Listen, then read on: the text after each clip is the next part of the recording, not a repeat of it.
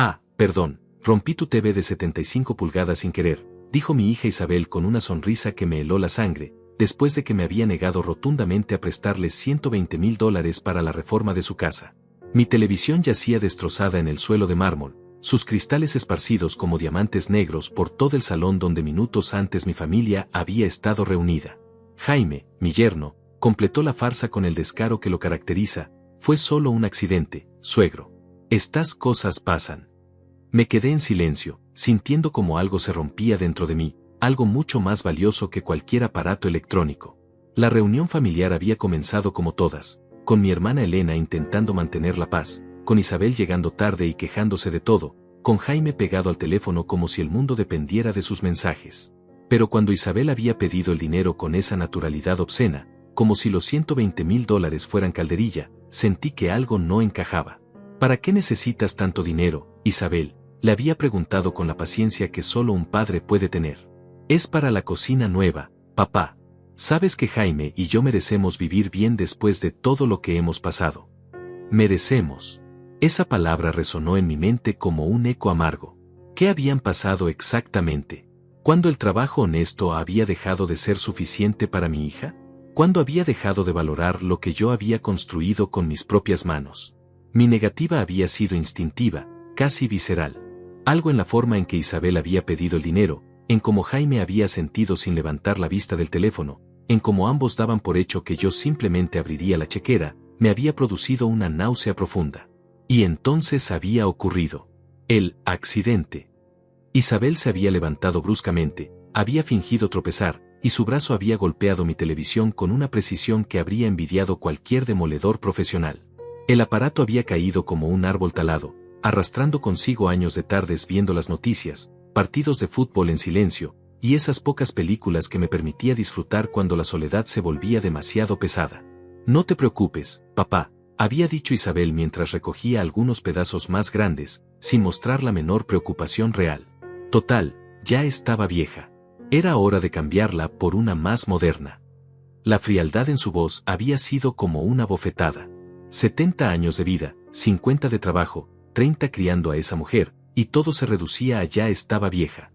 Como si las cosas, como si yo mismo, tuviera fecha de caducidad para ella. Jaime había guardado el teléfono por primera vez en toda la tarde, pero solo para añadir su granito de arena a mi humillación. Además, suegro, usted ya casi no la usa. A su edad es mejor que descanse más, que no se canse la vista con tanto televisor. A mi edad. Como si los 70 años me hubieran convertido en un mueble más de la casa, en algo que había que tolerar hasta que llegara el momento de deshacerse de mí. Elena había intentado mediar, como siempre. Isabel, eso no estuvo bien. Deberías disculparte como es debido. Pero Isabel había respondido con esa risa artificial que usa cuando cree que tiene todas las cartas ganadoras. ¿Disculparme por qué? Fue un accidente, tía Elena. Además, papá tiene seguro para estas cosas, ¿verdad, papá? Y había guiñado un ojo, como si compartiéramos algún secreto, como si yo fuera cómplice de su pequeño teatro. Permanecí inmóvil, observando los rostros de mi familia. Elena, incómoda pero sin atreverse a confrontar directamente a Isabel. Jaime, ya de vuelta en su teléfono como si nada hubiera pasado. Isabel, mi pequeña Isabel, la niña que había llevado en hombros, que había consolado cuando lloraba por las noches, que había educado con todo el amor que un hombre puede dar, mirándome ahora como si fuera un estorbo, como si fuera el culpable de arruinar sus planes. Está bien, murmuré finalmente, mi voz apenas un susurro. No importa. Pero sí importaba. Importaba cada cristal roto, cada segundo de silencio, cada mirada de complicidad entre Isabel y Jaime. Importaba porque en ese momento entendí que había estado criando a una extraña, que había alimentado durante décadas a la serpiente que ahora me mordía. La reunión había terminado con abrazos falsos y promesas vacías de vernos pronto. Isabel había salido de mi casa con la misma sonrisa con la que había entrado, pero ahora podía ver lo que antes me había negado a reconocer. Era la sonrisa de alguien que había ganado una batalla, de alguien que había demostrado su poder, de alguien que sabía exactamente lo que estaba haciendo. Esa noche, cuando mi casa volvió a quedar en silencio y los cristales seguían en el suelo como testigos mudos de la traición, me senté en mi silla favorita y miré el espacio vacío donde antes estaba mi televisión. No era el aparato lo que me dolía. Era la certeza de que mi propia hija había elegido lastimarme, había calculado el golpe, había disfrutado viéndome sufrir. Y lo peor de todo, había esperado que yo lo aceptara en silencio, como había aceptado todo durante tantos años. Fue solo un accidente, repetía la voz de Isabel en mi cabeza. Pero yo sabía que los accidentes reales no vienen acompañados de sonrisas. Los accidentes reales provocan lágrimas verdaderas, disculpas sinceras, intentos desesperados de reparar el daño. Lo que había presenciado esa tarde no había sido un accidente. Había sido una declaración de guerra. Mientras barría los cristales de mi televisión esa noche, mi mente viajó 40 años atrás, cuando Isabel apenas tenía 5 años y me despertaba los domingos jalándome la manga del pijama. Papá, papá, vamos al parque, me decía con esos ojitos brillantes que me derretían el corazón. Yo trabajaba 6 días a la semana en la construcción, mis manos estaban llenas de callos y mi espalda dolía constantemente, pero nunca le dije que no. Nunca. Los domingos eran sagrados para ella, aunque yo necesitara dormir, aunque tuviera que arreglar algo en la casa, aunque apenas tuviera dinero para los helados que tanto le gustaban. Después de que su madre nos abandonó cuando Isabel tenía 8 años, todo se volvió más difícil. Se fue a buscar una vida mejor, me había dicho mientras hacía las maletas, sin mirar a nuestra hija que lloraba aferrada a mi pierna. Una vida mejor. Como si la vida que habíamos construido juntos, como si Isabel y yo no fuéramos lo suficientemente buenos para ella. Esa noche, cuando la casa quedó en silencio, Isabel se metió en mi cama. «¿Mamá va a volver, papá?», me había preguntado con esa voz temblorosa que todavía me parte el alma recordar. «No lo sé, mi amor», le había respondido, abrazándola contra mi pecho. «Pero yo nunca te voy a dejar. Eso te lo prometo». Y cumplí esa promesa. Cumplí cada maldita promesa que le hice. Cuando tenía que trabajar horas extra para pagar su escuela privada, lo hacía sin quejarme. Cuando tenía que elegir entre comprarme zapatos nuevos o pagarle las clases de piano que tanto quería, elegía las clases. Mis zapatos podían esperar, pero los sueños de mi hija, no. Durante 20 años usé el mismo abrigo de lana gris, el que Elena me regaló una Navidad. Se había deshilachado en los puños, había perdido 2 botones, pero seguía siendo funcional. «¿Por qué no te compras uno nuevo, Adolfo?», me preguntaba Elena cada invierno. «Este todavía sirve», le respondía. Lo que no le decía era que ese dinero iba para los libros universitarios de Isabel, para sus salidas con amigas, para esos pequeños caprichos que hacían brillar sus ojos como cuando era pequeña. Recuerdo vívidamente el día que se graduó de la universidad. Yo estaba en primera fila, con mi traje azul marino que solo usaba para ocasiones especiales, sintiendo cómo se me hinchaba el pecho de orgullo cuando pronunciaron su nombre, Isabel Morales, licenciada en Administración de Empresas. Había trabajado turnos dobles durante 4 años para pagar esa carrera. Había ahorrado cada centavo, había comido frijoles con arroz más noches de las que podía contar, pero verla caminar por ese escenario con su toga y birrete había hecho que todo valiera la pena. Se acercó corriendo después de la ceremonia, me abrazó con fuerza y me susurró al oído: «Gracias, papá. Todo esto es por ti». En ese momento, sentí que era el hombre más rico del mundo. Cuando conoció a Jaime, yo quería creer que había encontrado a alguien que la haría feliz. Era educado conmigo, siempre me llamaba señor Adolfo con respeto, traía flores cuando venía a cenar. Pero había algo en su forma de mirar mi casa que me incomodaba. Sus ojos recorrían cada rincón como si estuviera tasando, calculando, midiendo el valor de cada objeto. Una vez lo sorprendí en mi estudio, revisando unos documentos que estaban sobre mi escritorio. «Perdón, suegro», había dicho con esa sonrisa suya. Estaba buscando el baño. El baño estaba del otro lado de la casa. Lo sabía porque había venido muchas veces. La boda había sido otro sacrificio silencioso. Isabel quería una ceremonia grande, algo digno, como decía. Yo no tenía ese dinero, pero tampoco tenía corazón para decirle que no. Hipotequé la casa que había tardado 30 años en pagar completamente. 30 años de pagos mensuales puntuales, de privaciones, de sueños postergados, y lo puse todo en riesgo por una fiesta de 6 horas. Pero cuando la vi caminar hacia el altar con ese vestido blanco que costaba más que mi salario de 3 meses, cuando vi su sonrisa radiante, pensé que había hecho lo correcto. Un padre hace cualquier cosa por ver feliz a su hija, ¿verdad? Los primeros años de su matrimonio fueron relativamente tranquilos. Vivían en un apartamento modesto, trabajaban los dos, me visitaban los domingos para almorzar. Isabel cocinaba como le había enseñado Elena, Jaime hablaba de sus planes para el futuro, y yo me sentía útil aconsejándolo sobre finanzas, sobre trabajo, sobre la vida en general. Pero gradualmente comencé a notar cambios. Las visitas se espaciaron. De cada domingo pasaron a 2 veces por mes, luego una vez por mes, después solo en fechas especiales. Y cuando venían, siempre había una razón: necesitaban que les prestara herramientas, que les ayudara con algún trámite, que les diera dinero para algún imprevisto. Papá, se nos descompuso el auto y necesitamos $500 para repararlo. Papá, Jaime perdió el trabajo y necesitamos que nos ayudes con la renta este mes. Papá, queremos mudarnos a una casa más grande, ¿podría ser nuestro aval? Siempre decía que sí. Siempre encontraba la manera de ayudarlos. Trabajé hasta los 68 años cuando podía haberme jubilado a los 65, solo para tener un respaldo económico que pudiera compartir con ellos cuando lo necesitaran. Fue Elena quien primero me hizo ver las cosas con claridad.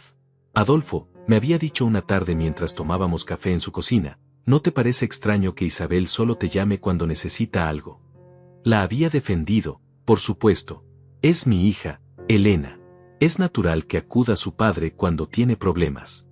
Pero mi hermana había insistido: ¿cuándo fue la última vez que te preguntó cómo estás?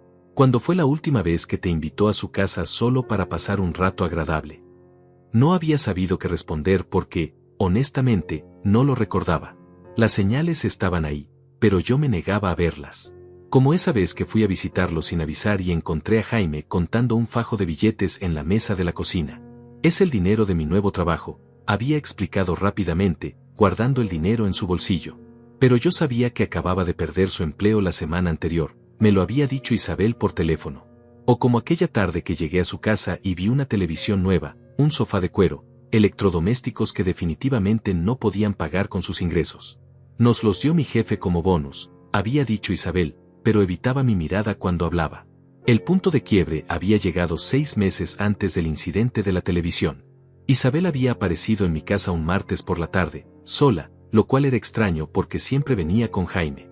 Estaba nerviosa, jugaba con las llaves de su auto, no podía quedarse quieta. Papá, había empezado, necesito pedirte un favor muy grande.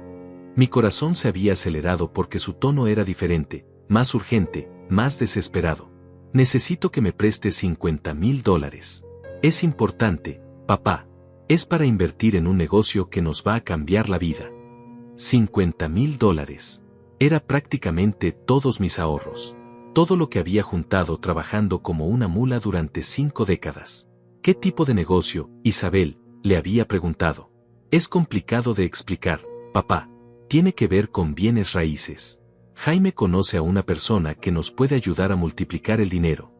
Bienes raíces. Jaime. Una persona. Todo sonaba vago, evasivo, como si me estuviera mintiendo. Dame tiempo para pensarlo, le había dicho. Se había puesto furiosa. Tiempo para pensarlo. Papá, soy tu hija. ¿No confías en mí? La confianza no era el problema. El problema era que por primera vez en mi vida, tenía miedo de mi propia hija. 3 semanas después de que Isabel me pidiera los $50,000, encontré el primer documento que faltaba. Era el título de propiedad de la casa de la playa que había heredado de mis padres, esa pequeña cabaña en la costa donde solía llevar a Isabel cuando era niña. Siempre lo guardaba en mi caja fuerte, junto con mi testamento y otros papeles importantes.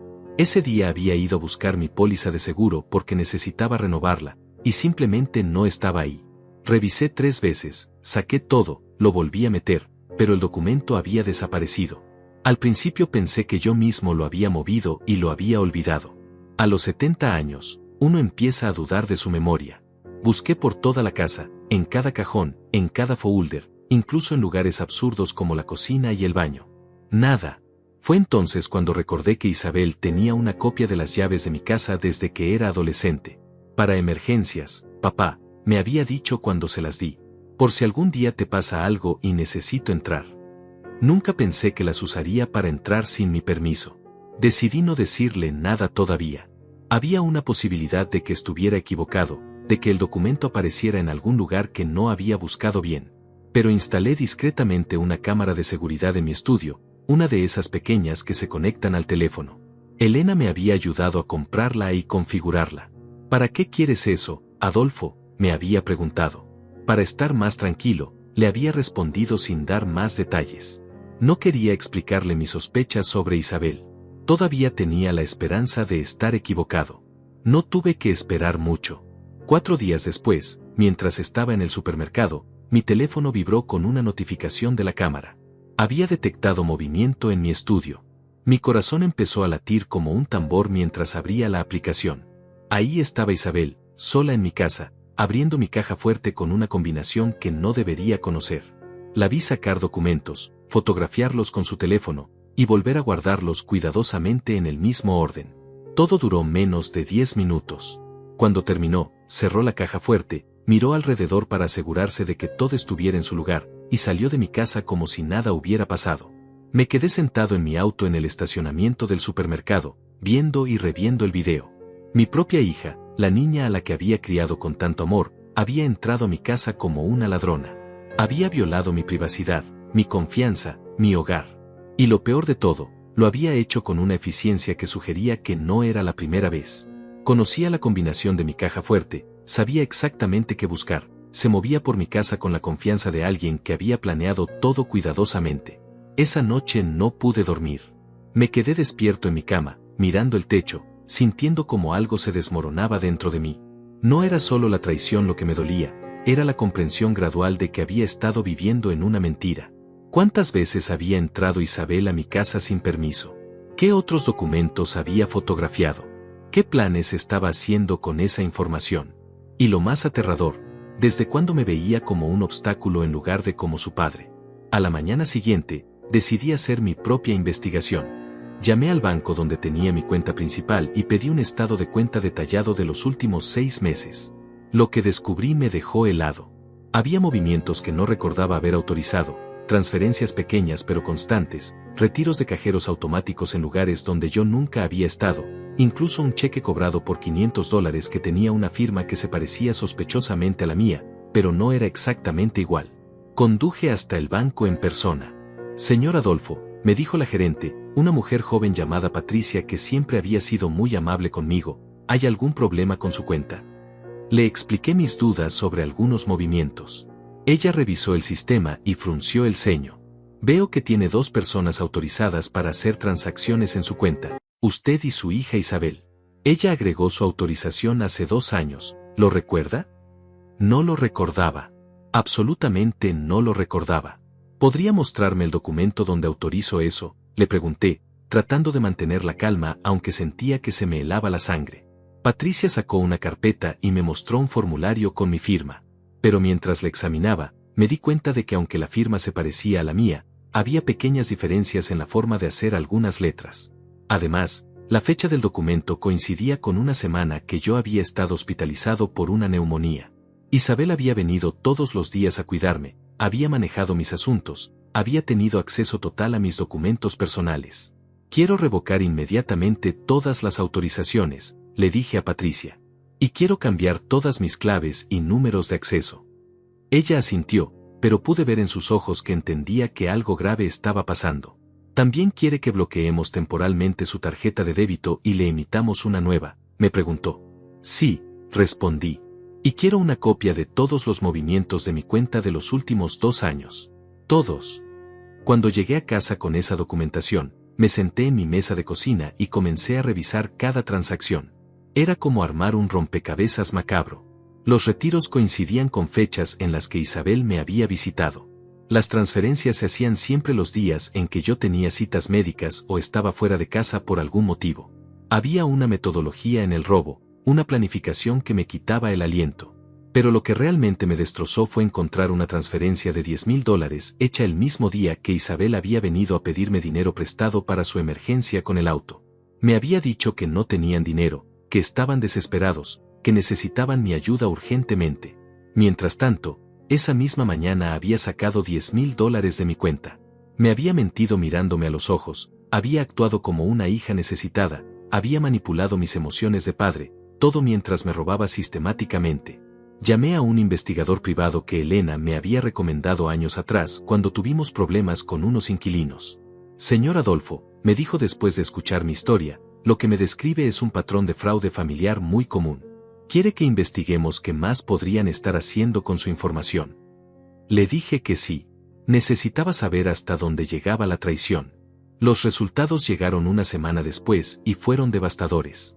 Isabel y Jaime habían usado mi información personal para solicitar préstamos a mi nombre en 3 instituciones financieras diferentes. Habían usado el título de propiedad de la casa de la playa como garantía para un crédito de $30,000 que nunca habían pagado. Incluso habían intentado vender la propiedad, pero la transacción se había detenido porque el notario había insistido en que yo estuviera presente para firmar. Mientras leía ese reporte, sentado en mi silla de la cocina con una taza de café que se había enfriado en mis manos, comprendí que mi hija no solo me había robado dinero, me había robado mi identidad, mi patrimonio, mi futuro. Había usado mi amor de padre como una herramienta para manipularme, había convertido mi confianza en su arma más efectiva. Y lo más doloroso de todo, había planeado todo esto durante años, posiblemente desde el momento en que se casó con Jaime. Esa noche, por primera vez en meses, dormí profundamente. No porque estuviera en paz, sino porque finalmente tenía claridad. Ya no tenía que preguntarme si estaba imaginando cosas, si estaba siendo paranoico, si estaba malinterpretando las acciones de mi hija. Tenía pruebas. Tenía documentos. Tenía la verdad, cruda y dolorosa, pero al fin verdad. Y con la verdad en mis manos, podía empezar a planear mi respuesta. Los días siguientes al descubrimiento de los fraudes fueron los más extraños de mi vida. Por fuera, todo seguía igual. Me levantaba a las 6 de la mañana, desayunaba avena con café, leía el periódico, cuidaba mi pequeño jardín. Pero por dentro, algo fundamental había cambiado. Era como si hubiera despertado de un sueño de 30 años y finalmente pudiera ver la realidad sin los filtros del amor paternal que me habían cegado durante tanto tiempo. Isabel me llamó el martes por la tarde, como si nada hubiera pasado. «Hola, papá», me dijo con esa voz dulce que ahora reconocía como completamente falsa. «¿Cómo estás? Te noto un poco distante últimamente». Distante. La palabra resonó en mi cabeza con una ironía amarga. Por primera vez en mi vida, estaba viendo a mi hija con total claridad, y ella lo percibía como distancia. «Estoy bien, Isabel», le respondí con una calma que me sorprendió incluso a mí mismo. «Solo pensando en algunas cosas». «¿En qué tipo de cosas, papá? ¿Te puedo ayudar en algo?» Ahí estaba otra vez, esa oferta de ayuda que ahora entendía como una forma de sondear si había descubierto algo. «Cosas de la edad», le dije simplemente. «Ya sabes, uno empieza a revisar su vida, a poner las cosas en orden». Hubo un silencio del otro lado de la línea que duró unos segundos más de lo normal. «Bueno, papá, si necesitas ayuda con papeles o trámites, ya sabes que Jaime y yo estamos aquí para ti». Por supuesto que estaban ahí. Para seguir robándome. Esa noche comencé a hacer algo que nunca había hecho antes. Analicé sistemáticamente cada conversación que había tenido con Isabel en los últimos años. Era como ver una película en cámara lenta, notando detalles que antes habían pasado desapercibidos. Sus preguntas sobre mi salud no eran preocupación filial, eran evaluaciones de mi capacidad mental. Sus comentarios sobre lo grande que era mi casa para una sola persona no eran observaciones casuales, eran preparativos para convencerme de venderla. Sus sugerencias de que debería darle poder legal por si algo me pasaba no eran precaución, eran pasos hacia el control total de mis bienes. Recordé con claridad cristalina una conversación que habíamos tenido 6 meses atrás. «Papá», me había dicho mientras bebíamos té en mi sala, «¿has pensado en lo que va a pasar con todas tus cosas cuando ya no estés?». La pregunta me había parecido morbosa en ese momento, pero había respondido honestamente: «Todo es tuyo, Isabel. Eres mi única hija, mi única familia. Todo lo que tengo te pertenece cuando yo muera». Ella había sonreído y me había abrazado. «No hables de morirte, papá, pero me tranquiliza saber que has pensado en eso». Ahora entendía que no era tranquilidad lo que buscaba. Era confirmación de que valía la pena seguir invirtiendo tiempo y esfuerzo en robarme. Empecé a notar también cómo había cambiado la dinámica en las reuniones familiares. Antes, cuando llegaba a casa de Isabel, ella me recibía con abrazos genuinos, me preguntaba qué quería comer, se sentaba conmigo a conversar sobre mi vida, mis recuerdos, mis planes. Pero en los últimos 2 años, las visitas se habían vuelto mecánicas.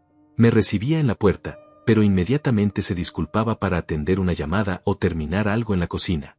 Jaime se encargaba de la conversación, siempre dirigiéndola hacia temas financieros, cómo estaba mi pensión, si había tenido gastos médicos importantes, si había pensado en invertir mi dinero de alguna manera específica. Una tarde, mientras organizaba mis documentos para llevárselos al abogado, encontré una libreta vieja donde solía anotar gastos importantes. Hojeándola, me topé con una anotación que me hizo detenerme en seco. Isabel graduación, 15,000 pesos, vale cada centavo. Era de hace 10 años, cuando ella se había graduado de un curso de posgrado que había querido tomar. Yo había pagado la matrícula completa, más sus gastos de manutención durante los 6 meses que duró el programa. Recordaba perfectamente el día que me había llamado para contarme que había conseguido un trabajo mejor gracias a ese certificado. Papá, me había dicho llorando de felicidad, gracias a ti tengo el trabajo de mis sueños. Te prometo que te voy a devolver cada centavo. Nunca me devolvió nada. Y ahora entendía que nunca había tenido la intención de hacerlo. Llamé a Elena esa noche. Hermana, le dije, necesito preguntarte algo y necesito que seas totalmente honesta conmigo. Hubo un silencio antes de que respondiera. Dime, Adolfo. ¿Cuándo fue la última vez que Isabel te preguntó por mí sin que hubiera de por medio algún favor o alguna necesidad? Elena suspiró profundamente. Adolfo, ¿por qué me preguntas eso? Solo respóndeme, por favor. Otra pausa larga. Honestamente, hermano, no lo recuerdo.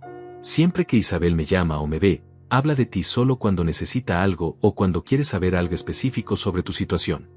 Esa confirmación fue como un puñetazo en el estómago.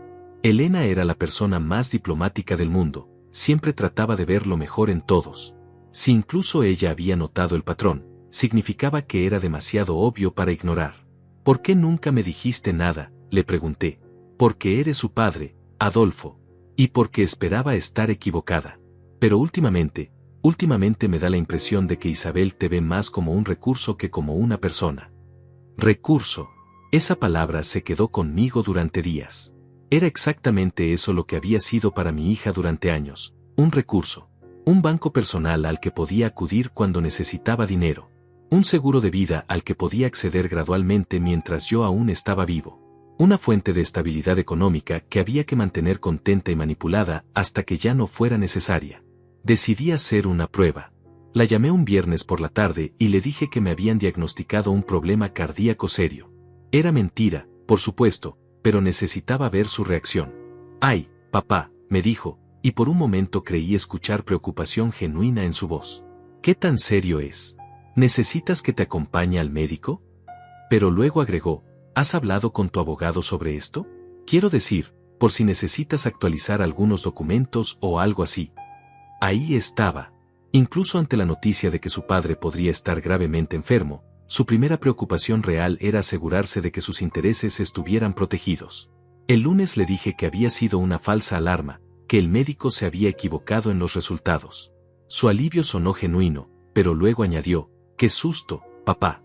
Pero ¿sabes qué? Tal vez sí sería bueno que revisaras tus documentos legales. A tu edad, es importante tener todo en orden». A mi edad. Esa frase que había empezado a usar cada vez más frecuentemente, como si los 70 años me hubieran convertido automáticamente en incompetente. Esa semana tomé una decisión que cambiaría todo. Fui a 3 bancos diferentes y abrí cuentas nuevas, transfiriendo discretamente la mayor parte de mis ahorros. Cambié las cerraduras de mi casa. Contraté un servicio de monitoreo de crédito para detectar cualquier intento futuro de usar mi identidad. Y lo más importante, contraté al mejor abogado especialista en fraude familiar que pude encontrar. Señor Adolfo, me dijo el abogado después de revisar toda la documentación que le había llevado, lo que su hija y su yerno han hecho constituye varios delitos federales. Fraude de identidad, falsificación de documentos, robo por apropiación indebida. Estamos hablando de cargos que podrían llevarlos a prisión. No quiero enviarlos a prisión, le dije. Solo quiero protegerme y recuperar lo que es mío. Entiendo, respondió. Pero necesita saber que tiene opciones. Y necesita estar preparado para lo que viene, porque cuando corte el grifo, van a reaccionar. Tenía razón.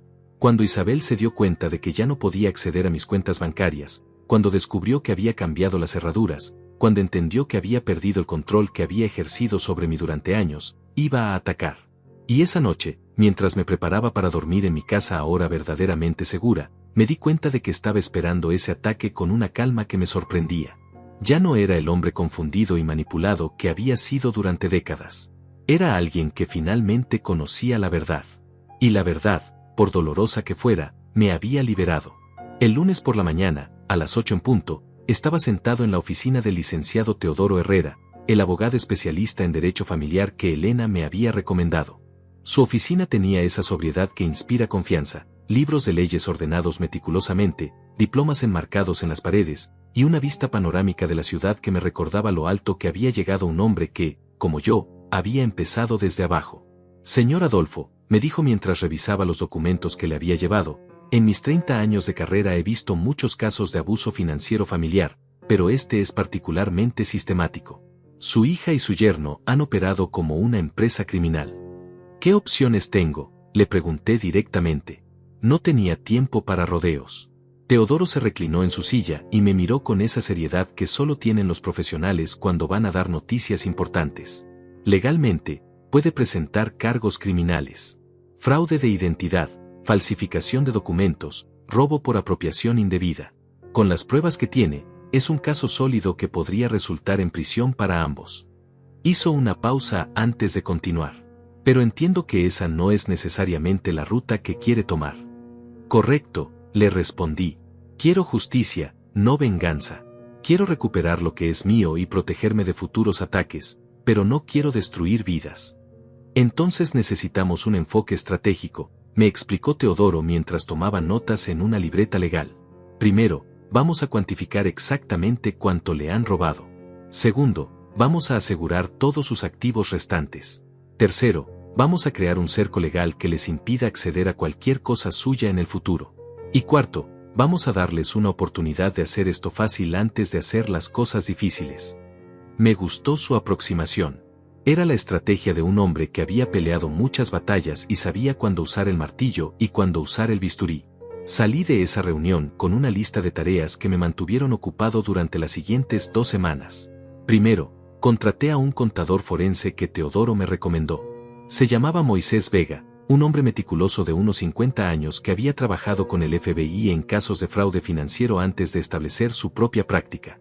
Señor Adolfo, me dijo después de revisar todos mis estados de cuenta bancarios, sus registros son excelentes. Eso va a hacer mi trabajo mucho más fácil. En 3 días, Moisés había documentado cada transacción fraudulenta, cada firma falsificada, cada robo sistemático que Isabel y Jaime habían cometido durante los últimos 4 años. El total era devastador: $87,000 en efectivo robado directamente de mis cuentas, más $30,000 en préstamos fraudulentos obtenidos usando mi información personal y la propiedad de la playa como garantía. Casi $120,000. Una fortuna que me había tomado décadas acumular, desaparecida en pagos para el estilo de vida lujoso de una hija que me veía como su banco personal.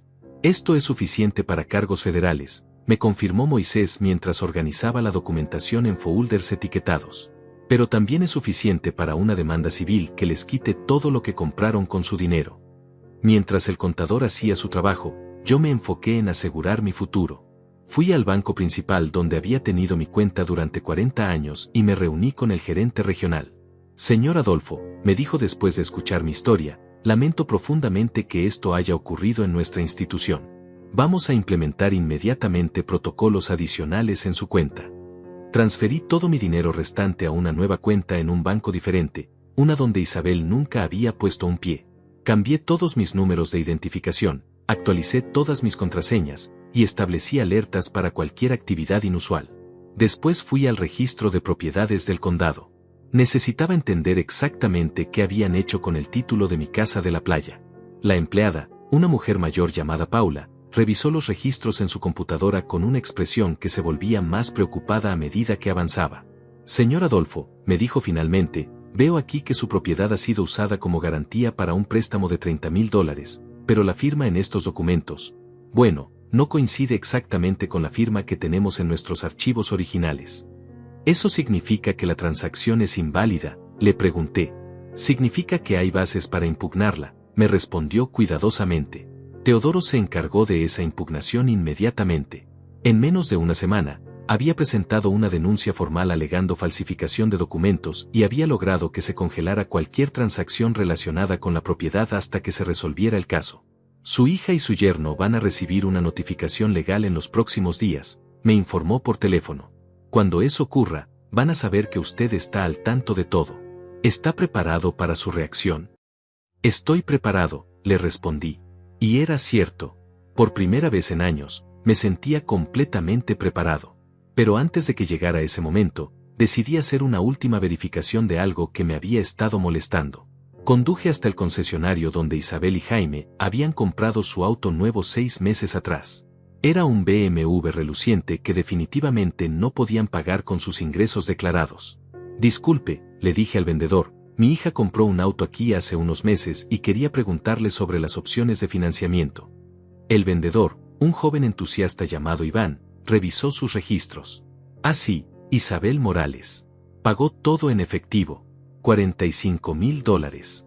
$45,000 en efectivo. Mi dinero, sin duda. Esa noche, sentado en mi cocina con todos los documentos organizados en pilas ordenadas frente a mí, hice los cálculos finales. Con el auto, las mejoras a su casa que había visto la última vez que los visité, los viajes que habían estado posteando en redes sociales, y el dinero que habían sacado directamente de mis cuentas, Isabel y Jaime habían gastado aproximadamente $150,000 de mi patrimonio. No eran solo ladrones, eran ladrones costosos. Teodoro había preparado un ultimátum legal que era una obra de arte en su simplicidad. Les daba 30 días para devolver todo el dinero robado y firmar un acuerdo donde reconocían su culpabilidad a cambio de que yo no presentara cargos criminales. Si no cumplían, procederíamos con demandas civiles y criminales que podrían resultar en la pérdida de todo lo que habían comprado con mi dinero, plus daños punitivos, plus tiempo en prisión.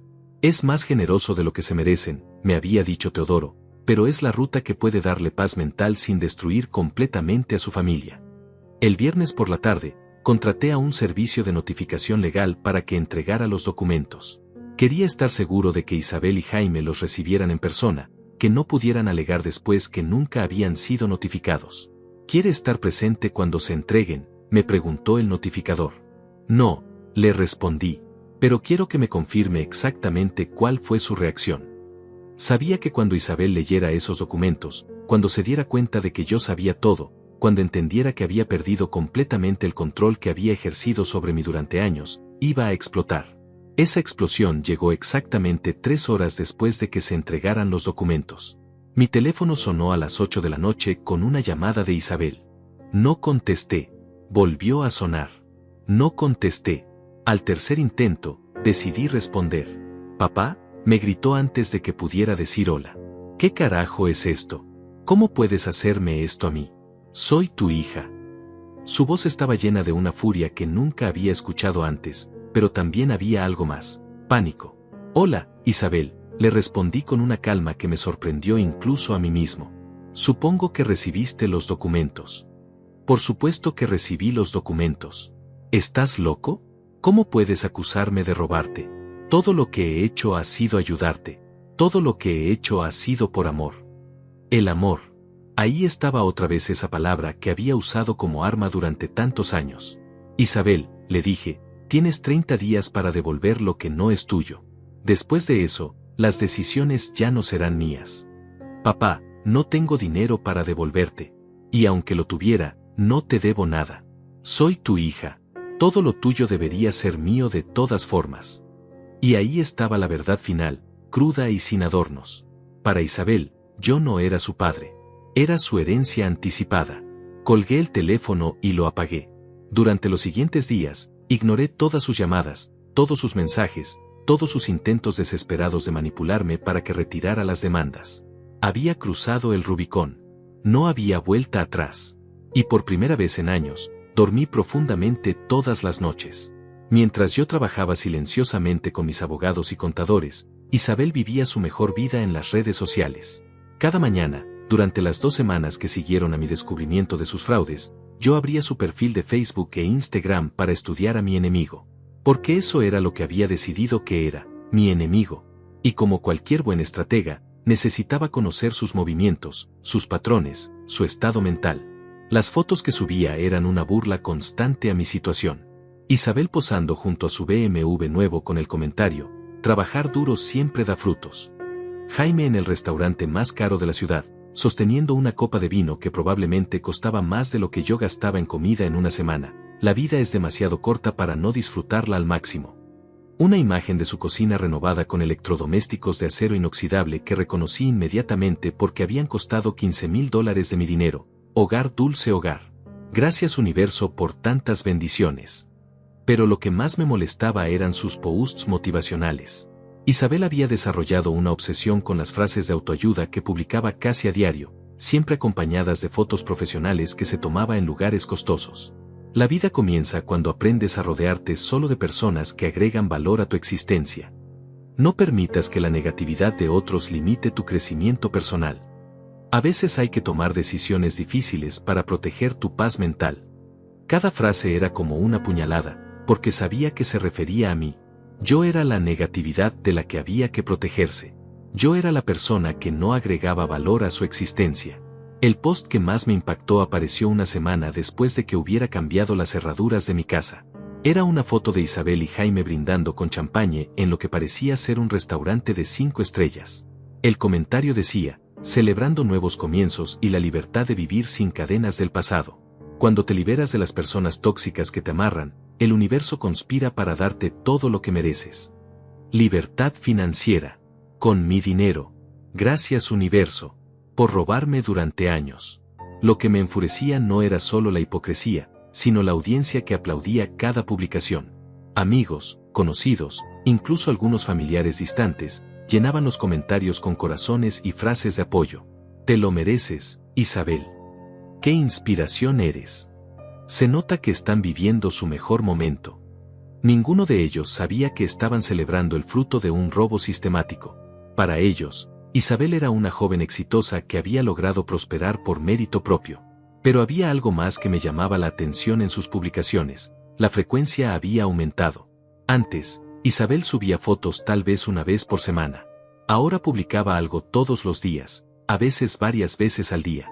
Era como si necesitara confirmar constantemente que estaba viviendo bien, que había tomado las decisiones correctas, que su nueva vida sin mí era perfecta.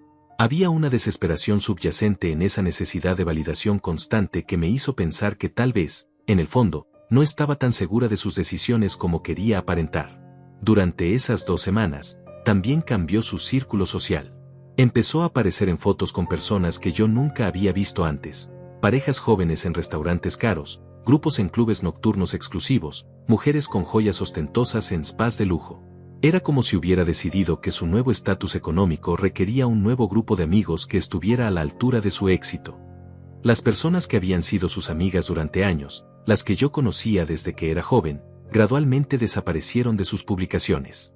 Jaime también había desarrollado una nueva personalidad en línea. Antes era discreto en redes sociales, apenas publicaba fotos o comentarios. Pero ahora se había convertido en un predicador de filosofía de vida barata. El dinero llega a quienes saben valorarlo. No todos nacen para ser ricos, pero algunos nacemos para atraer la abundancia. La pobreza es una mentalidad, la riqueza es una elección. Sus posts me producían náuseas porque sabía que la abundancia que había atraído venía directamente de mi cuenta bancaria. Lo más perverso era cómo habían empezado a presentarse como mentores financieros para sus amigos más jóvenes. Isabel había comenzado a dar consejos sobre inversiones y manejo del dinero. El secreto está en diversificar tus ingresos y no depender de una sola fuente, escribía con la autoridad de alguien que había construido riqueza por mérito propio. Aprende a hacer que tu dinero trabaje para ti, no trabajar tú para el dinero.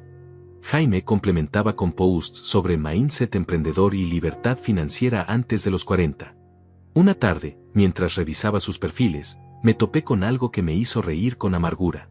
Isabel había subido una foto del libro Padre Rico, Padre Pobre sobre su mesa de noche, con el comentario, reeducándome financieramente.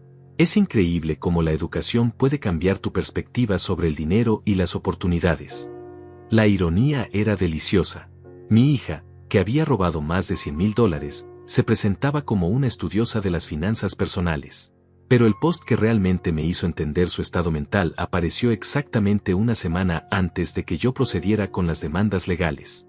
Era una foto de Isabel sola, tomada en lo que parecía ser un momento contemplativo en un café elegante.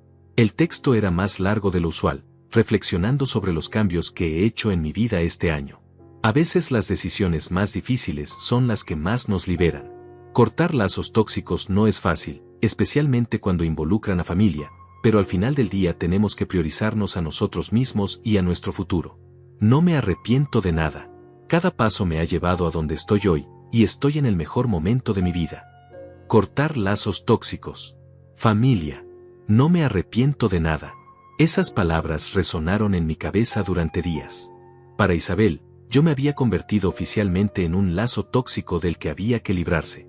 Robarme no había sido un acto desesperado o una decisión tomada bajo presión. Había sido una elección consciente, calculada, de la que se sentía orgullosa. Había redefinido el robo como liberación y la traición como priorización personal. Los comentarios en ese post fueron reveladores. Sus nuevos amigos la felicitaban por su valentía y su crecimiento personal. «Te admiro por tomar decisiones tan maduras», escribió una mujer que yo no conocía. «Se nota que estás en tu mejor momento», agregó otra. Pero hubo un comentario que me llamó la atención porque venía de una amiga de la infancia de Isabel, alguien que me conocía desde hacía décadas. «Isabel, espero que hayas pensado bien todo esto. Algunas decisiones no tienen vuelta atrás». Isabel había respondido a ese comentario con una frialdad que me heló la sangre. «Andrea, algunas puertas hay que cerrarlas para que se abran otras mejores. No miro hacia atrás. No miro hacia atrás». Esas 4 palabras me confirmaron que Isabel no solo había decidido robarme y abandonarme. Había decidido borrarme de su vida como si nunca hubiera existido, como si 30 años de sacrificios paternales fueran solo un obstáculo en su camino hacia la libertad financiera. Esa noche, mientras me preparaba para dormir, me di cuenta de que Isabel había cometido un error crucial. En su arrogancia, en su necesidad de celebrar públicamente su éxito, había creado un registro detallado de cómo estaba gastando mi dinero. Cada foto en restaurantes caros, cada imagen de compras lujosas, cada post celebrando su abundancia, era evidencia adicional para mis abogados. Sin saberlo, estaba documentando sus propios crímenes y compartirlos con el mundo. Mañana, el notificador legal tocaría su puerta. Mañana, su mundo de fantasía se estrellaría contra la realidad. Mañana, descubriría que mientras ella celebraba haber cortado lazos tóxicos conmigo, yo había estado tejiendo silenciosamente la red legal que la iba a atrapar. Y lo mejor de todo, ella misma había proporcionado gran parte de la evidencia que necesitaba para destruir la vida de mentiras que había construido con mi dinero. El martes a las 2 de la tarde, exactamente 30 días después de haberles entregado el ultimátum, me presenté en la oficina de Teodoro para proceder con la fase final de mi plan. Isabel no había devuelto un solo centavo. Peor aún, había subido a sus redes sociales una foto desde Cancún con el comentario: «Vacaciones merecidas. La vida es muy corta para no disfrutarla al máximo». Vacaciones pagadas con mi dinero, por supuesto. Su arrogancia iba a ser su perdición. «¿Está seguro de que quiere proceder con todo, señor Adolfo?», me preguntó Teodoro una última vez mientras organizaba los documentos sobre su escritorio. «Una vez que presentemos esto, no habrá vuelta atrás». «Estoy más seguro de esto que de cualquier decisión que haya tomado en mi vida», le respondí. «Procedamos». Teodoro asintió y presionó el botón de su intercomunicador. «Señorita Elena, proceda con la presentación de los documentos en el juzgado. Todos los casos. Inmediatamente». Los documentos que se presentaron ese día eran devastadores. Demanda civil por $120,000 en daños directos, más $50,000 en daños punitivos, más las costas legales. Denuncia penal por fraude de identidad, falsificación de documentos y robo agravado. Orden de embargo preventivo sobre todos los bienes adquiridos con el dinero robado, el BMW, los electrodomésticos, las mejoras a la casa, incluso las joyas que Isabel había estado luciendo en sus fotos. Y lo más devastador de todo, una demanda por desalojo de la casa que estaban rentando, porque habían estado pagando la renta con mi dinero robado y ahora el propietario, informado de la situación, quería recuperar su propiedad. Pero eso no era todo. Durante las últimas semanas, Moisés, mi contador forense, había estado investigando las finanzas de Isabel y Jaime con la meticulosidad de un detective. Lo que había encontrado era aún peor de lo que yo había imaginado. No solo me habían robado a mí, habían estado estafando a otros también. Habían pedido préstamos usando información falsa sobre sus ingresos. Habían comprado mercancía a crédito sin intención de pagar. Habían usado tarjetas de crédito bajo identidades parcialmente falsas. Era una operación criminal completa. Su hija y su yerno no son solo ladrones ocasionales, me había explicado Moisés la semana anterior. Son estafadores profesionales. Usted solo fue su víctima más grande y más fácil, pero tienen al menos otros 6 casos documentados de fraude menor. Esa información había sido entregada también a las autoridades. Isabel y Jaime no solo iban a enfrentar mis demandas. Iban a enfrentar una investigación federal que podría resultar en años de prisión. A las 4 de la tarde, los alguaciles se presentaron en la casa de Isabel con las órdenes de embargo. Yo no estuve presente, pero había contratado a un investigador privado para que me informara sobre sus reacciones. Según su reporte, Isabel había salido corriendo de la casa gritando como una loca cuando vio que se llevaban su BMW. Ese auto es mío. Yo lo pagué. Esto es un robo. Los alguaciles, por supuesto, tenían órdenes judiciales que respaldaban cada acción que tomaron. Jaime había intentado ser más inteligente. Había tratado de negociar con los oficiales, ofreciéndoles dinero para que cometieran errores en la documentación. Ese intento de soborno fue grabado y se convirtió en un cargo adicional en su contra. Para las 6 de la tarde, la pareja que había estado viviendo como reyes con mi dinero se encontraba sin auto, sin electrodomésticos, sin joyas, y con 30 días para desalojar su casa. La primera llamada llegó a las 7:30 de la noche. Era Isabel, pero su voz era completamente diferente a la que había escuchado durante el ultimátum. Ya no había furia. Solo había pánico puro y desesperación. Papá, me dijo sollozando, por favor, esto es un malentendido. Podemos resolverlo. Soy tu hija, papá, tu única hija. Su voz se quebró completamente al final. Por un momento, solo por un momento, sentí una punzada de dolor paternal. Pero luego recordé la foto de ella brindando con champaña celebrando haberse liberado de mí. Isabel, le respondí con una calma que me sorprendió incluso a mí mismo, tuviste 30 días para hacer esto fácil. Elegiste hacer esto difícil. Papá, no entiendes. No tenemos ese dinero. Se gastó. No podemos devolvértelo. Entonces van a tener que vender todo lo que compraron con él. Pero papá, nos van a quedar en la calle. Jaime va a perder su trabajo. Mi vida va a quedar arruinada. Tu vida ya estaba arruinada, Isabel. Solo que ahora te diste cuenta. Colgué el teléfono y lo volví a apagar.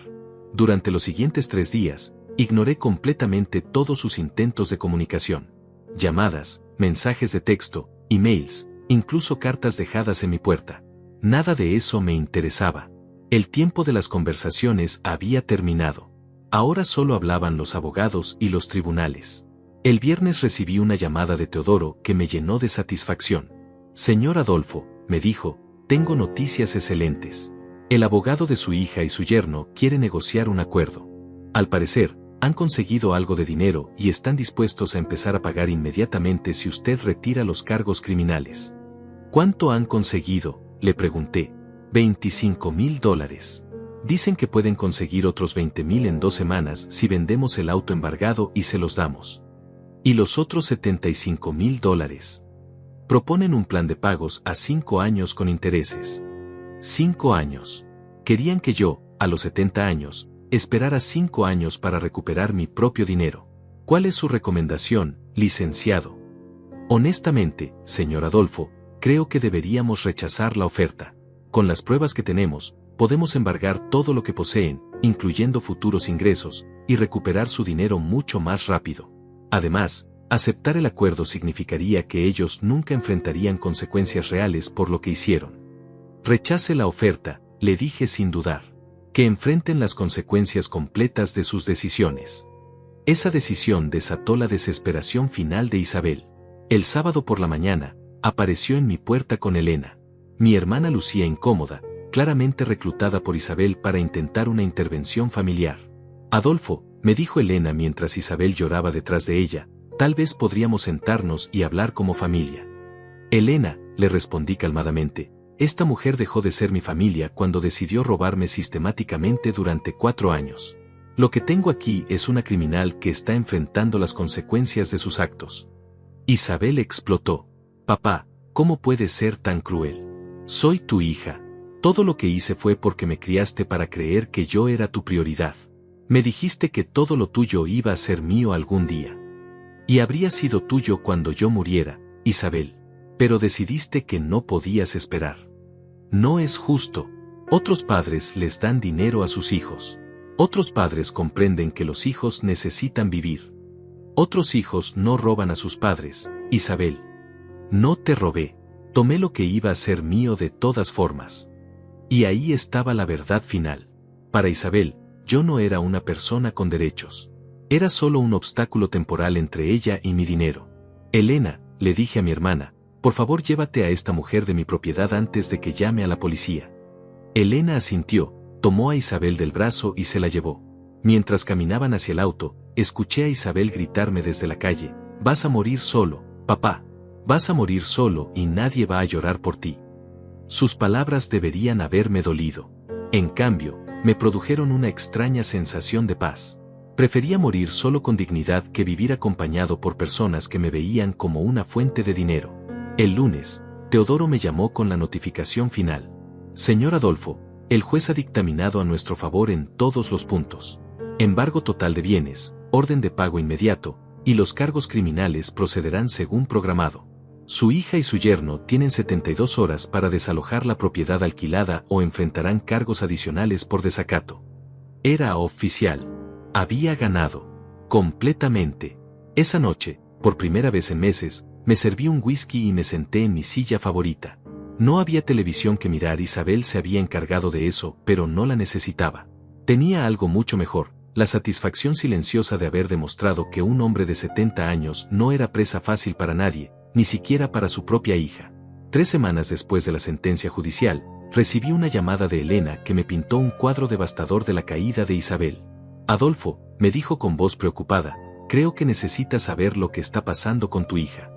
No había hablado con mi hermana desde el día que trajo a Isabel a mi puerta, y su tono me hizo entender que las cosas habían empeorado considerablemente. Dime, le respondí, preparándome para cualquier cosa. Isabel y Jaime están viviendo en un motel barato en las afueras de la ciudad, me explicó Elena. Perdieron la casa, obviamente, pero también Jaime perdió su trabajo cuando se enteraron de los cargos criminales en su contra. Nadie quiere contratar a alguien que está enfrentando cargos por fraude.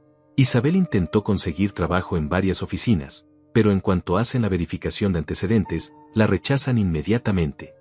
Había una parte de mí que debería haber sentido compasión. Después de todo, había criado a esa mujer. Pero lo único que sentía era una fría satisfacción. Hay algo más, continuó Elena. Isabel ha estado tratando de vender historias a los medios locales. Está contando que eres un padre abusivo que la echó a la calle por pedir ayuda. Dice que todo el dinero que tomó era para gastos médicos de emergencia que tú te negaste a pagar. La mentira era tan absurda que casi me hizo reír. ¿Y le creen? Al principio sí. Pero cuando los reporteros empezaron a investigar y encontraron los documentos judiciales, la historia se desmoronó. Ahora la ven como lo que es, una estafadora desesperada tratando de manipular la opinión pública. Esa misma tarde, mientras regaba mi jardín, vi un auto desconocido estacionarse frente a mi casa. Del asiento del pasajero salió Jaime, pero lucía completamente diferente al hombre arrogante que había conocido. Había perdido peso, su ropa estaba arrugada, y tenía esa mirada desesperada de alguien que había tocado fondo. Se acercó a mi puerta con pasos vacilantes, como si no estuviera seguro de si debería estar ahí. Señor Adolfo, me dijo cuando abrí la puerta, sé que no tengo derecho a pedirle esto, pero necesito hablar con usted. Su voz había perdido toda la confianza que solía tener. ¿Dónde está Isabel?, le pregunté. En el auto. Tiene demasiada vergüenza para bajar. Miré hacia el vehículo y pude ver una figura encorvada en el asiento del conductor, claramente llorando. 5 minutos, le dije a Jaime. Pero no entras a mi casa. Señor Adolfo, empezó Jaime mientras se retorcía las manos nerviosamente, sé que lo que hicimos estuvo mal. Sé que no hay excusa.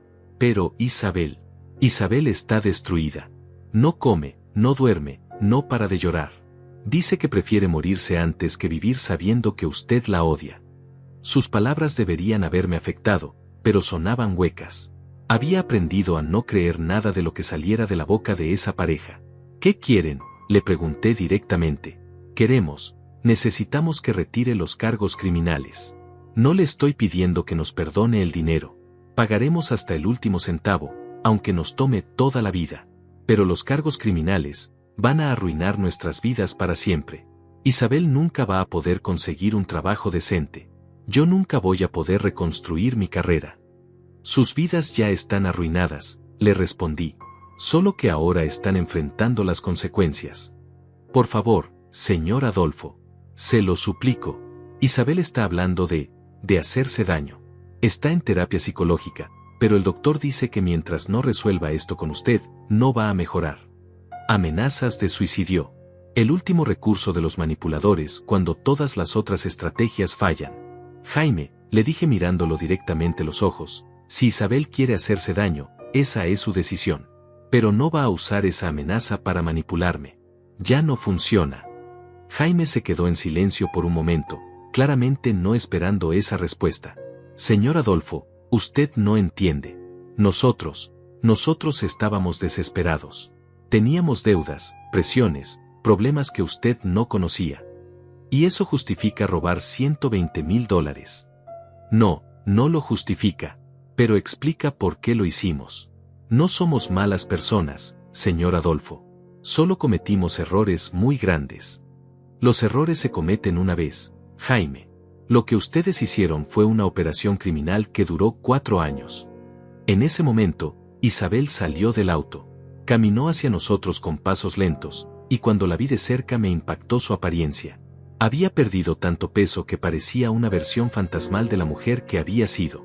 Sus ojos estaban hinchados de llorar, su cabello lucía descuidado, y su ropa colgaba de su cuerpo como si fuera varias tallas más grande. Papá, me dijo con una voz apenas audible, perdóname.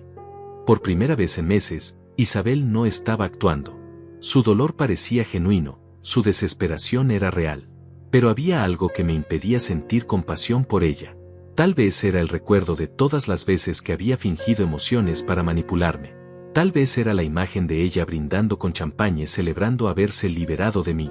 O tal vez era simplemente que había aprendido a protegerme de sus manipulaciones.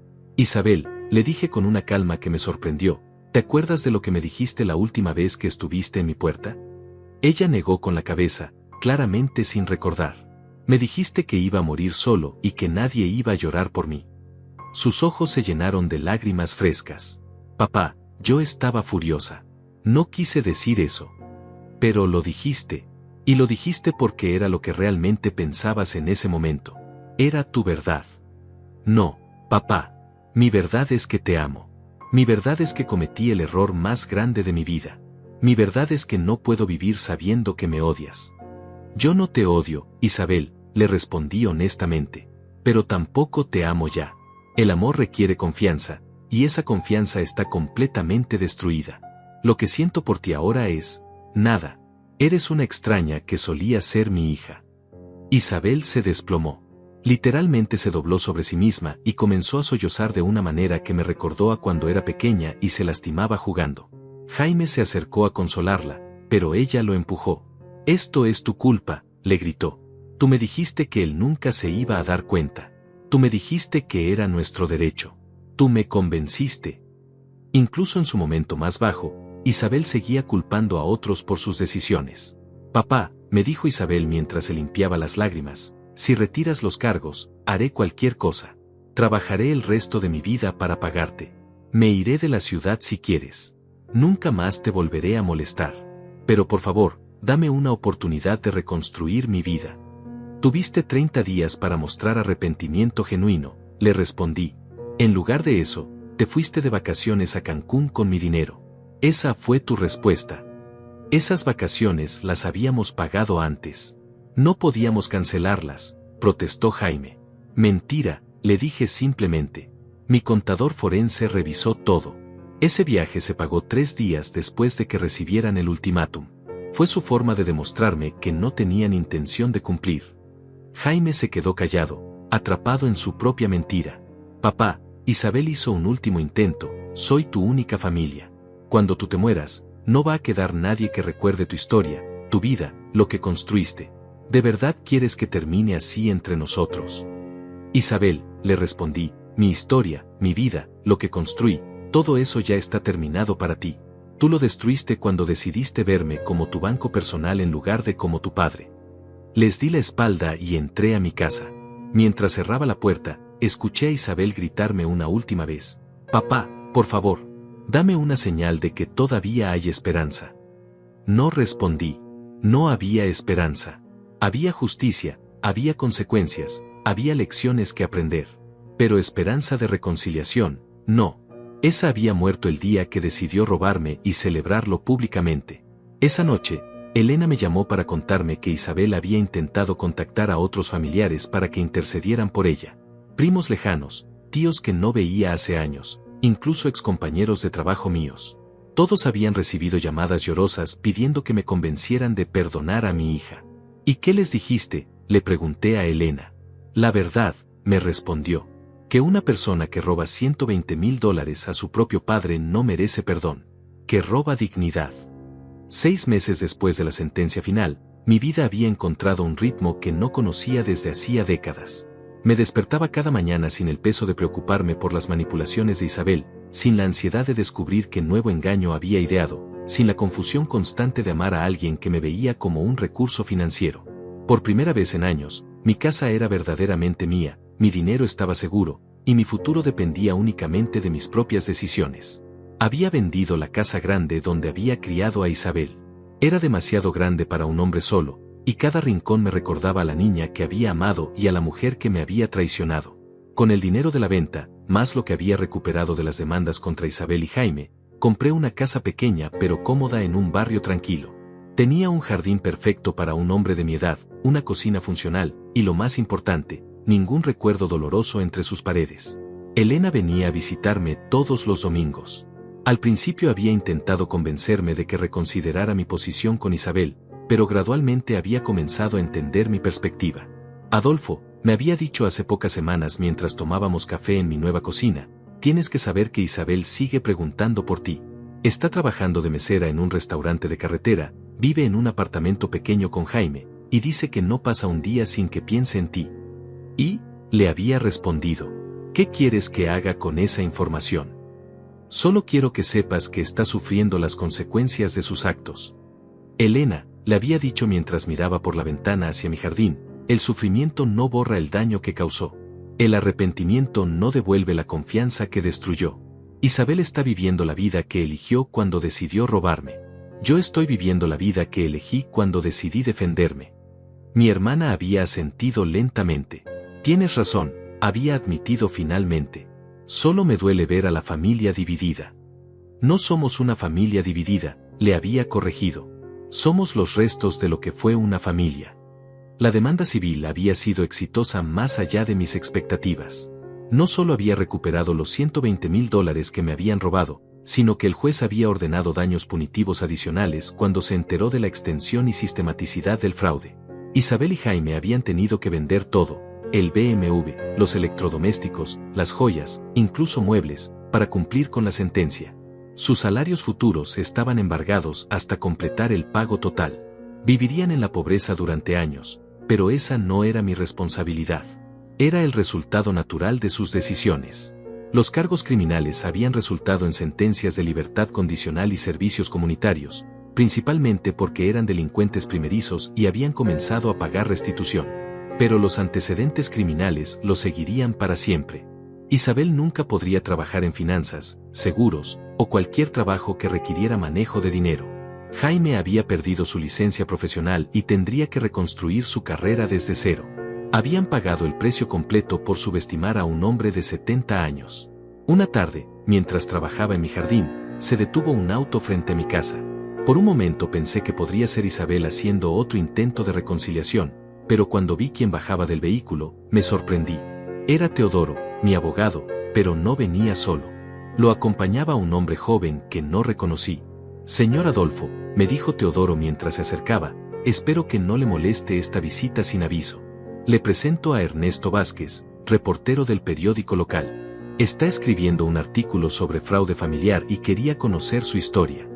El joven periodista se adelantó con una sonrisa profesional y me extendió la mano. Señor Morales, he estado siguiendo su caso desde el principio. Su historia ha inspirado a muchas personas mayores que están enfrentando situaciones similares. ¿Inspirado?, le pregunté con curiosidad genuina. Sí, señor. Su forma de manejar la situación, cómo documentó todo, cómo se defendió legalmente sin dejarse llevar por emociones, ha sido un ejemplo para muchas familias. Hemos recibido llamadas de personas que dicen que su caso les dio el valor para denunciar abusos similares en sus propias familias. Era extraño pensar que mi dolor personal hubiera servido para ayudar a otros, pero me producía una satisfacción silenciosa. ¿Estaría dispuesto a dar una entrevista?, me preguntó Ernesto. No para revictimizarlo, sino para ayudar a otros que podrían estar pasando por lo mismo. Reflexioné por un momento. Durante meses había mantenido silencio sobre los detalles, había dejado que los documentos legales hablaran por sí solos. Pero tal vez era hora de contar mi versión de la historia. ¿Qué quieres saber exactamente? Me gustaría saber cómo se dio cuenta de que estaba siendo robado, cómo encontró el valor para enfrentar a su propia hija, y qué consejo le daría a otros padres en situaciones similares. Nos sentamos en mi porche, y por primera vez en meses, hablé abiertamente sobre todo lo que había vivido. Le conté sobre los años de manipulación, sobre el descubrimiento gradual de la traición, sobre la decisión de defenderme en lugar de ser víctima. Lo que más me impresiona, me dijo Ernesto cuando terminé mi relato, es su control emocional. La mayoría de las personas en su situación habrían explotado, habrían tomado decisiones impulsivas. Usted planificó su respuesta como un estratega. Ernesto, le respondí, cuando uno ha trabajado 70 años para construir algo, aprende a valorar lo que tiene. Y cuando alguien trata de quitárselo, incluso si es familia, uno aprende a defenderse. La sangre no da derecho a robar. La entrevista se publicó 2 semanas después en la portada del periódico local. El titular era, "El hombre de 70 años que se negó a ser víctima". El artículo era respetuoso pero directo, presentaba los hechos sin drama innecesario, y terminaba con una frase mía que el periodista había elegido destacar: la familia verdadera se construye con amor y respeto, no con sangre y chantaje. La respuesta fue abrumadora. Recibí decenas de cartas de personas que habían leído la historia y querían compartir sus propias experiencias. Adultos mayores que estaban siendo manipulados por hijos irresponsables, padres que sospechaban fraudes financieros, familias que habían enfrentado situaciones similares. Teodoro me ayudó a canalizar algunas de esas consultas hacia recursos apropiados.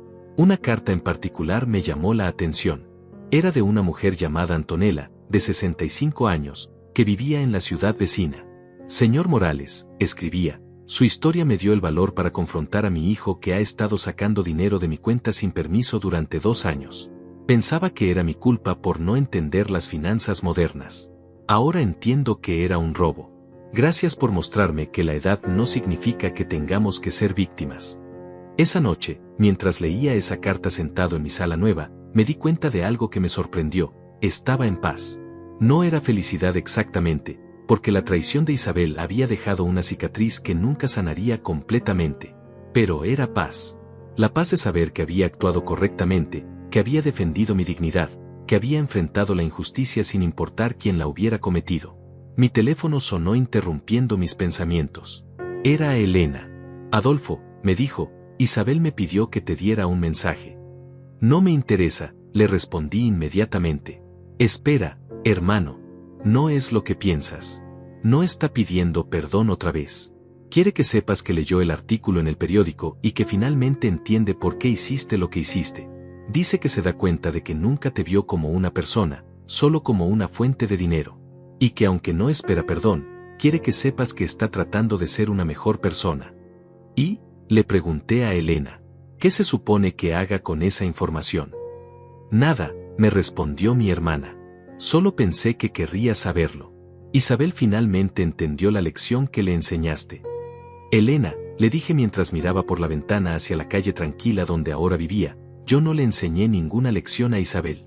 Simplemente me negué a seguir siendo su víctima. Lo que ella haga con esa experiencia es asunto suyo. Esa noche, antes de irme a dormir, salí a mi pequeño jardín trasero. Las plantas que había sembrado cuando me mudé estaban creciendo bien.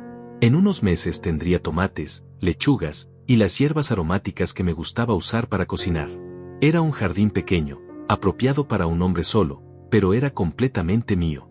Nadie podía quitármelo, manipularme para acceder a él, o usarlo en mi contra. Mientras regaba las plantas con la manguera que había comprado la semana anterior, reflexioné sobre el camino que había recorrido. Había perdido una hija, pero había recuperado mi dignidad. Había perdido la ilusión de una familia unida, pero había ganado la certeza de conocer mi propio valor. Había perdido $120,000 temporalmente, pero había recuperado algo mucho más valioso: el respeto por mí mismo. Cuando terminé de regar, me quedé parado en mi jardín por unos minutos más, disfrutando del silencio y la tranquilidad. No había drama, no había manipulación, no había mentiras. Solo un hombre de 70 años que había aprendido que nunca es demasiado tarde para defenderse, nunca es demasiado tarde para decir no, y nunca es demasiado tarde para elegir la dignidad sobre la comodidad.